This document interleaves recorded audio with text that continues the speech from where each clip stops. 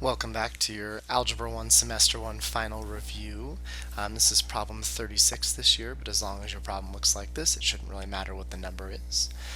This is another system of equations problem. It's going to be really similar to what we did on 35, the one right before this. So on 35 we discussed that there are three ways that we can solve a system of equations. First is by graphing, second is by elimination, or I guess we did substitution second, so we'll stay with the same system, and third we have elimination. Now I'm actually going to show you how to do this one using all three methods this time, and there are even other ways that you could do it involving moving different terms around, but you can decide which one is your favorite and we'll see how it goes. So let's start with graphing. If we're going to graph this, we'll need each equation to be solved for y. So the first one, and I guess I could label this as graphing, the first equation is already solved for y, and that's y equals 0.5x plus 2. Now we could put 0.5, but I'm going to keep it as 1/2 instead, because we should recognize this equation is in slope-intercept form, and 1/2 is the slope. It tells us to go up 1 over 2. And then we have our second equation. Now the second equation is not in slope-intercept form.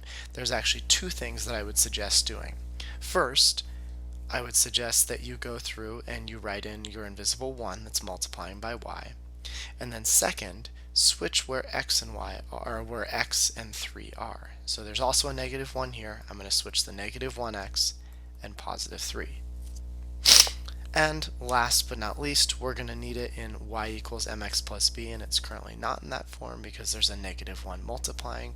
So you should probably go through and divide everything by negative 1.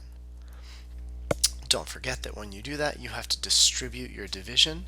So the negative 1 is going to go to each term here, and that's going to give you positive 1 over 1x minus 3. And notice there's a negative divided by a negative. That's where the positive came from. And now, and I'm going to do this in a separate color, now we have a second equation to graph. So when I graph both of these, we are looking for the solution, which is where they cross.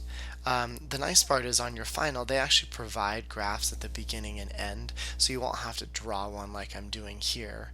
But if you're following along, use a straight edge, make sure your graph looks somewhat decent, because for graphing you do want to be fairly accurate. So let's take a look.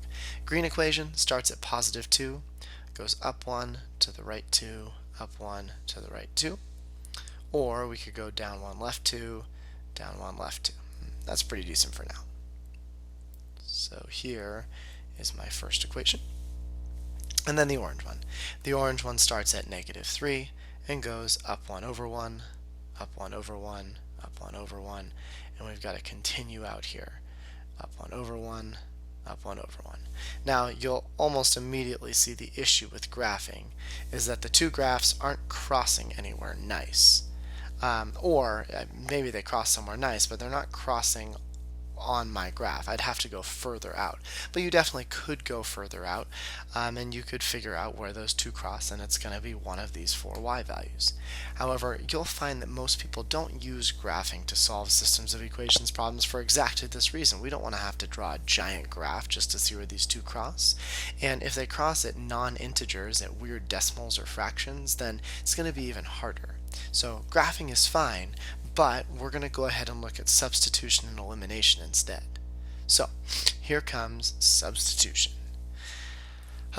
When we do substitution, we'll again need our same problem, that y equals 0.5x plus 2 and negative y equals 3 minus x. As a reminder, for substitution, you're always looking for a variable that's completely alone. And there are 4 variables in this problem, but out of the 4, this y is the only one that's completely alone. You could get this y alone if you wanted, but I might as well work with the one that's already there. So, a reminder for substitution. We know that y is the same thing as 0.5x plus 2. They're exactly the same. They're different ways to write the same thing. So in this second equation, notice that we see a y right here. Instead of that y, I'm going to keep everything else the same. Negative a blank for y equals 3 minus x. We're going to substitute in our 0.5x plus 2. And now we have an equation that we can solve for x. To solve, do the normal. There's this invisible 1 here we'll distribute, so negative 0.5x minus 2 equals 3 minus, I'll put the invisible 1, minus 1x. And then, as you solve through, we want to try to put all of our x's on the same side, so I'll add 1x to each side. 1 minus 0.5 is positive 0.5x. And then we continue to isolate x. X has 0.5 multiplying and 2 subtracting, so we'll undo the subtraction first. We get 0.5x equals 5. And then the last step is to divide off the 0.5. Now, dividing by 0.5 can be a little tricky. You might want to try your calculator here, but I think if you do everything correctly, you'll get an x value of 10. And then you cross your fingers and say, ooh, hopefully we're done. But if you look back, you'll notice all of these are y values. We found the x is 10, we still need the y. And that should make sense over here. Our x-axis graphing, we'd have to go pretty far out to figure where they cross. Well, guess what? We're going to have to go out to 10. And then we'll figure out where the y's cross. Now, the nice part with substitution is once you find the x, there's already going to be an easy equation to use to find the y. And although you can use either of the originals, I always like to use the one that already has y by itself. And that is because now we can just plug in our 10, and we end up with half of 10 plus 2. And as we continue out, half of 10 is 5, 5 plus 2 is 7. So it seems to me that these two lines here are going to cross at the point 10, 7. You can see I wasn't quite there, right? I even need another one, I think. However, it looks like our answer is going to be C. Now, that's one way to solve. We use substitution, we looked at graphing. The third way is elimination. To use elimination, we don't have to do too much here, and I'm going to use elimination down underneath. I'm going to rewrite the problem one more time. Don't forget, for elimination, though, we want to make sure that the x's and the y's and the equal signs are all lined up. And you'll notice that in this case, they're not quite all lined up. The y's are lined up really well, and I'm going to put in those invisible 1's to help us out. But the x's are not lined up. So all I'm going to do is switch that bottom equation again.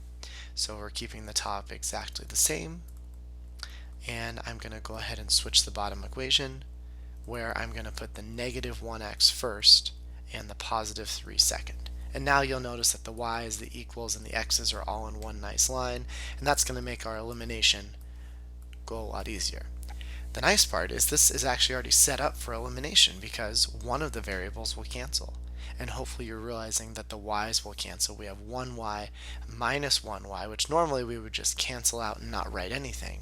But we have an equal sign, and there always needs to be at least a placeholder on each side of the equal sign. So even though the y's cancel and we don't normally have to write anything, this time we're going to put a 0. And then we take a look at the rest. We have 0.5 minus 1, which is going to give you negative 0.5x's, and 2 plus 3, which gives you 5. Now we have an equation that we need to solve for x. Okay, well, I always like to make my x's positive, so I'm going to add 0.5x to each side. And we're just about done. We have 0.5, which is attached to x by multiplication, and a 5 on the other side. A little division should finish isolating x. And we end up again with x is 10. No surprise, because that's of course what we found for our substitution over here. We got an x of 10. How do we find the y once we have an x? Well, no different than what we did over here. In fact, I would even use the same equation. I'm going to use the 0.5x plus 2, plug in 10, and we should be good to go. So there are 3 different ways that you can find that y is 7. You can use whichever one appeals to you most, or you could even try all 3 to triple check your work. It's probably not a bad idea.